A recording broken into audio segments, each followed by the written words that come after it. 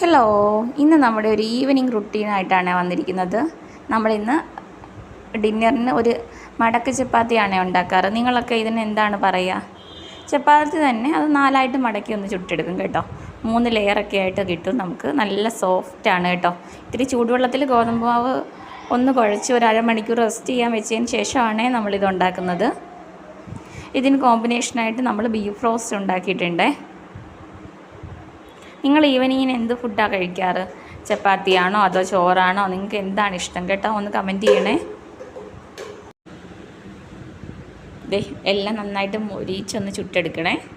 ചൂടോടെ തന്നെ കഴിക്കണം കേട്ടോ. ഫുഡൊക്കെ ചൂടോടെ കഴിക്കുമ്പോഴാണ് അതിൻ്റെ ആ ഒരു ടേസ്റ്റ്. ഇതിൻ്റെ കൂടെ ഒരു ചായ എടുത്തിട്ടുണ്ട്.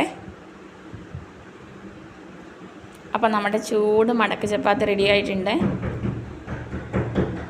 പിന്നെ നല്ല ബീഫ് റോസ്റ്റിൻ്റെ പുറത്തേക്ക് നമ്മൾ സവാളയൊക്കെ ഇട്ട്